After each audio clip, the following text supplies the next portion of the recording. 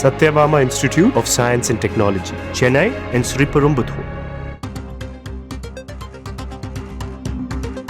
அண்மை செய்தியை பார்க்கிறோம். வக்ஃப் மசோதா மாநிலங்களவையில் தற்போது விவாதம் தொடங்கி இருக்கிறது. அண்மை செய்தியாக பார்க்கிறோம். வக்ஃப் மசோதா குறித்து தற்போது கிரண் ரிஜிஜு உரையாற்றி வருகிறார். மக்களவையில் வக்ஃப் வாரிய திருத்த மசோதா நேற்று தாக்கல் செய்யப்பட்ட நிலையில் தற்போது மாநிலங்களவையில் விவாதம் தொடங்கி இருக்கிறது. அண்மை செய்தியாக பார்க்கிறோம். अगर वो 4.9 लाख प्रॉपर्टी को अगर एफिशिएंटली मैनेज करते उस समय का मार्केट रेट से तो भी 12,000 करोड़ हर साल इनकम जनरेशन होता. तो 12,000 करोड़ होना चाहिए था, लेकिन 163 करोड़ जनरेशन हुआ है.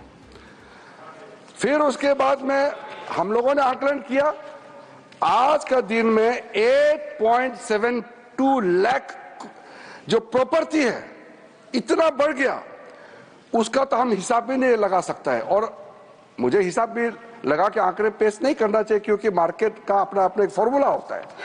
लेकिन एक कॉमन सेंस है कि अगर सचार कमेटी 4.9 लाख प्रॉपर्टी को अनुमान लगाया 12,000 करोड़ इनकम होना चाहिए, तो आज उसको आप आज के समय मार्केट रेट में हिसाब लगा करके आप अनुमान लगा सकते हैं. सचर कमेटी ने यह भी कहा, सेंट्रल वक्फ काउंसिल में और स्टेट वक्फ बोर्ड में और ब्रॉड बेस करके इंक्लूसिव होना चाहिए. ये बंद कमरे में कुछ लोग बैठा है ऐसा लग रहा है, इसको खोलना चाहिए, ब्रॉड बेस करना चाहिए. साथ साथ में सेक्रेटरी जो सेंट्रल वक्फ काउंसिल और स्टेट बोर्ड है उसका स्तर सीनियर लेवल होना चाहिए. उस समय under secretary deputy secretary rank का था, उसको कहा कि ज्वाइंट सेक्रेटरी एडिशनल सेक्रेटरी का रैंक ऑफिसर को नियुक्त करना चाहिए.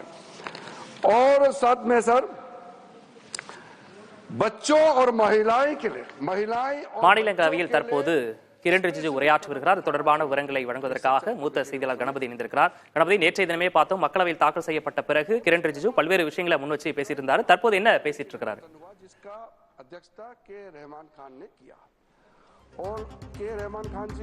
தற்போது வக்ஃப் மசோதாவை அறிமுகப்படுத்தி கிரண் ரிஜிஜு பேசி வருகிறார்.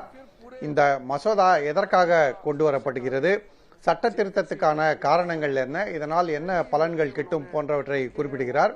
குறிப்பாக வக்ஃப் சொத்துக்களை சரியாக பராமரித்து அதன் மூலமாக ஈட்டப்படும் வருமானத்திலே இஸ்லாமிய மகளிர், ஏழை எளியோர், குழந்தைகள் ஆகியோர் நலனுக்காக அந்த பணத்தை செலவிட வேண்டும் எனவும் அதற்கான நடவடிக்கைகளை எடுக்க வேண்டும். வக்ஃப் சொத்துக்கள் மூலம் கிடைக்கும் வருமானம் வீணாக கூடாது, அதில் ஊழல் நடைபெறக்கூடாது போன்ற பல்வேறு விஷயங்களை தெரிவிக்கிறார்.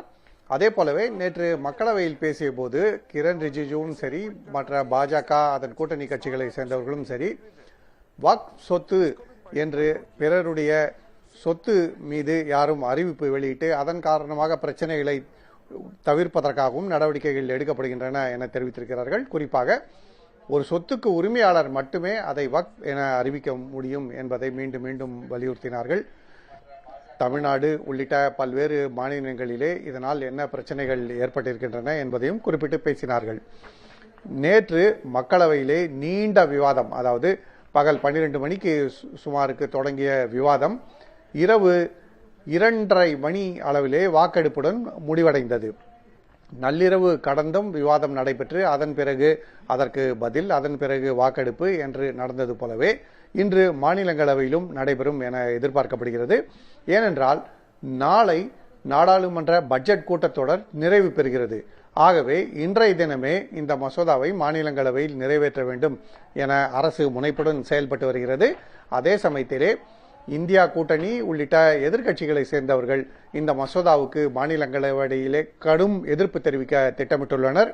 தற்போதைய சூழல்படி மாநிலங்களவையிலே தற்போதுள்ள 237 உறுப்பினர்களில் 119 உறுப்பினர்களின் ஆதரவு இருந்தால்தான் பெரும்பான்மை இந்த மசோதா வெற்றி பெற முடியும். அப்படிப்பட்ட சூழ்நிலையிலே தேசிய ஜனநாயக கூட்டணிக்கு 123 வாக்குகள் கிட்டும் என பாஜகவை சேர்ந்தவர்கள் நம்பிக்கையுடன் இருக்கிறார்கள்.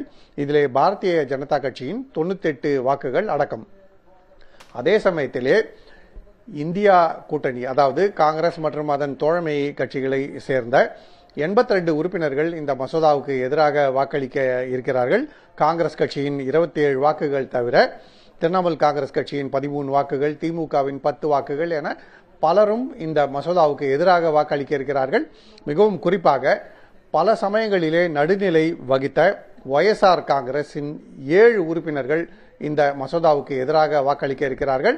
அப்படி அவர்கள் வாக்களிக்கும் போது இந்த மசோதாவுக்கு எதிராக கிட்டத்தட்ட 89 வாக்குகள் கிட்டும். அதே போலவே பிஜு ஜனதா தளம் கட்சியை சேர்ந்த 7 உறுப்பினர்கள் இந்த மசோதாவுக்கு எதிராக வாக்களித்தால் அப்போது மொத்த வாக்குகளின் எண்ணிக்கை கிட்டத்தட்ட 100ஆக உயர உள்ளது. அதே போலவே பாரதிய ராஷ்டிரிய சமிதி இந்த மசோதாவுக்கு எதிராக வாக்களித்தால் மொத்தம் 104 வாக்குகள் இந்த மசோதாவுக்கு எதிராக கிட்டும் என எதிர்பார்க்கப்படுகிறது. அப்படிப்பட்ட சூழ்நிலையில் கூட பாஜக கூட்டணிக்கு பெரும்பான்மை இருக்கிறது எனவும் இந்த மசோதா மாநிலங்களவையிலும் நிறைவேறும் எனவும் பாஜகவை சேர்ந்தவர்கள் எதிர்பார்க்கிறார்கள். ஆகவே மிகவும் நீண்ட விவாதம், அதன் பிறகு வாக்கெடுப்பு என இன்றும் நள்ளிரவு வரை மாநிலங்களவையிலே வக்ஃப் மசோதா தொடர்பான நடவடிக்கைகள் தொடரும் என எதிர்பார்க்கப்படுகிறது. விக்னேஷ், உங்களுடைய விரிவான விவரங்களுக்கு நன்றி Ganapathi. Satyabama Institute of Science and Technology, Chennai and Sri Perumbudur.